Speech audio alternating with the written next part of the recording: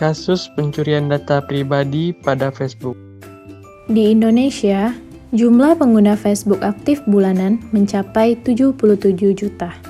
Dengan demikian, Facebook dikatakan sebagai jejaring sosial yang digemari dan menjamur di kalangan masyarakat Indonesia. Maraknya pengguna Facebook dan jejaring sosial menjadi sasaran empuk para pelaku kejahatan.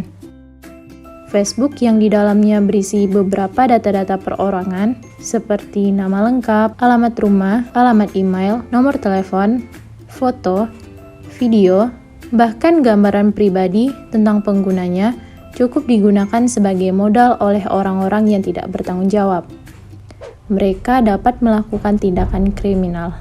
Dunia maya tidak lepas dari adanya tindak kriminal yang disebut sebagai cybercrime. Pada tahun 2016, sempat sangat gempar dikarenakan terkuaknya proyek besar yang dikerjakan Cambridge Analytica untuk kampanye Donald Trump di Amerika Serikat dan kampanye Brexit di Inggris. Cambridge Analytica mencari data sekitar 50 juta akun Facebook pada tahun 2014 yang digunakan sebagai tambang persona dan dianalisis untuk keperluan proyek kampanye politik. Ini merupakan kasus eksploitasi data pribadi terbesar yang pernah ada, sehingga meningkatkan kesadaran akan masyarakat tentang pentingnya hak atas data pribadi. Karena kasus itulah, rasa aman pengguna Facebook yang tersebar di seluruh dunia berada dalam situasi yang kritis. Dalam teori hierarki kebutuhan manusia, rasa aman berada pada tingkat kedua di atas kebutuhan dasar fisiologis manusia seperti sandang, pangan, dan papan. Hal ini menunjukkan bahwa rasa aman merupakan kebutuhan manusia yang penting. Kecerobohan dari manusia sendiri merupakan celah terbesar terhadap keamanan data pribadi. Contohnya, membuat kata sandi yang mudah ditebak atau tidak pernah mengganti kata sandi secara berkala, serta membiarkan orang lain mengakses smartphone dan memberikan nomor telepon kita kepada orang asing. Kekhawatiran terbesar dalam masalah keamanan informasi pada era saat ini adalah serangan yang lebih dikenal dengan social engineering attack, yaitu sebuah serangan yang memanfaatkan kelemahan manusia karena pekerjaan di sektor IT masih sering terjadi kelalaian, sehingga muncul serangan dalam berbagai bentuk. Dilansir dari idntimes.com, sekitar pertengahan tahun 2018, Facebook sedang ramai diperbincangkan karena isu pencurian data oleh Cambridge Analytica. Kini hal serupa kembali terjadi pada September 2018. Singkatnya, Facebook mengumumkan bahwa sekitar 30 juta pengguna menjadi korban pencurian data. Data pribadi seperti nama, email, nomor telepon, dan data lainnya menjadi sasaran. Ada beberapa fakta tentang kasus pencurian ini. Fakta pertama, awalnya Facebook menyebutkan bahwa ada sekitar 50 juta pengguna yang menjadi korban pencurian data.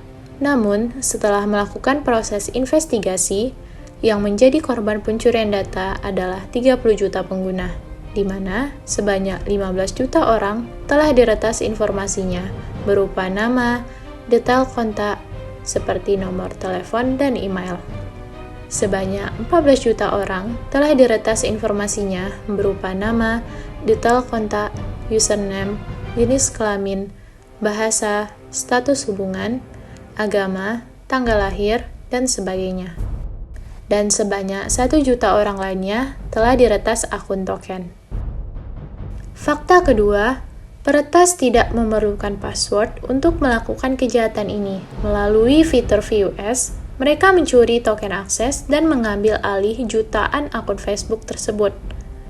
Ternyata, pembaruan fitur VUS yang dilakukan pada Juli 2017 memiliki bug dan menjadi kelemahan dari Facebook ini. Kelemahan inilah yang dimanfaatkan oleh peretas untuk mendapatkan akses token pengguna Facebook. Akses token ini adalah kunci digital yang memungkinkan pengguna untuk tetap login tanpa harus kembali memasukkan password.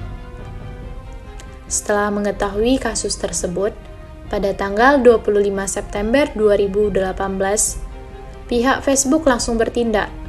Mereka mencari tahu seberapa banyak pengguna yang menjadi korban, serta mencari tahu data apa saja yang dicuri. Sampai pada akhirnya, fitur VUS telah dinonaktifkan. Sayangnya, sampai berita ini diturunkan, Facebook masih belum menemukan siapa dalang di balik kejahatan ini. Walau begitu, Facebook sudah mengambil jalur hukum untuk menyelesaikan kasus ini, di samping terus melakukan perbaikan secara teknis. Kepolisian Daerah Sulawesi Selatan, selanjutnya disebut sebagai Polda Sulawesi Selatan, pada Selasa tanggal 30 Juli 2019, menangkap 2 orang pelaku peretasan akun Facebook milik warga Kota Makassar. Menurut penuturan Kepala Subdirektorat Cybercrime, Polda Sulawesi Selatan, Ajun Komisaris Besar Polisi, Musa Tampu Bolun, menyatakan, kedua pelaku merupakan warga Sumatera Selatan, yaitu berinisial JE dan seorang lagi bernama Diki. JE selaku pelaku utama berstatus sebagai pelajar sekolah menengah kejuruan di daerah Ogan Komering Ilir, Sumatera Selatan. Sedangkan Diki berstatus sebagai lulusan sekolah komputer di Kota Palembang, Sumatera Selatan.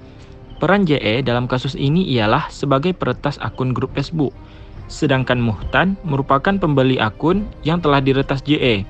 Diketahui bahwa JE berhasil meretas akun grup Facebook Lembaga Info Kejadian Makassar, Kota. Akun yang berhasil diretas kemudian dijual ke Diki sebesar Rp500.000. Akan tetapi, Diki menjual kembali akun tersebut dengan harga Rp1.700.000.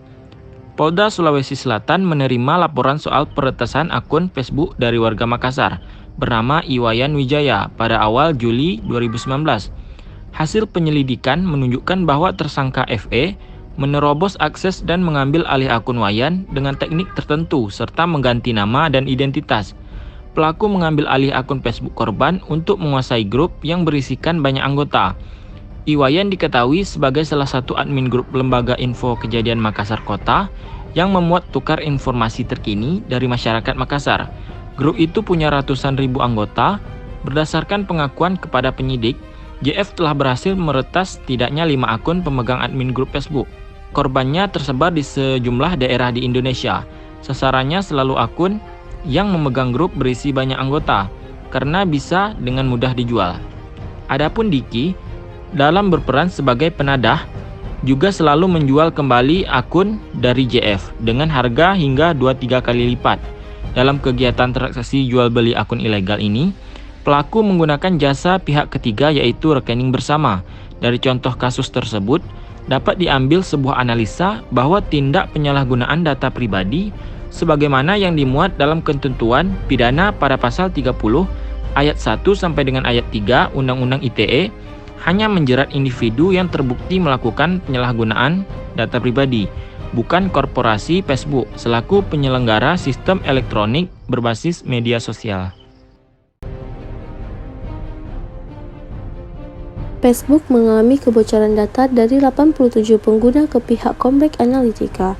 Hal ini diserukan oleh CEO Facebook, Mark Zuckerberg, bahwa kami tidak menjual data ke pengiklan, tidak ke siapapun. Yang kami izinkan ialah pengiklan yang mengatakan pengguna yang ingin mereka sasar. Lalu kami memasang iklannya, ujar Zuckerberg.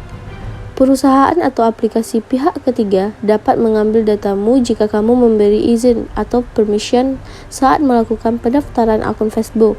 Hal inilah yang dicuri oleh pihak yang tidak bertanggung jawab, yang menyebabkan data dan informasi tersebut didapatkan dengan tidak resmi atau tidak ilegal. Dari beberapa contoh kasus pencurian data pada Facebook, kita sebagai pengguna Facebook penting untuk melakukan pencegahan sebelum nanti muncul masalah yang tidak semesti terjadinya. Untuk mengantisipasi penyalahgunaan data pribadi dan hal yang buruk lainnya, penting untuk kalian lakukan pengecekan rutin dan memahami bagaimana langkah-langkah yang harus diambil jika memang sudah terbukti disadap.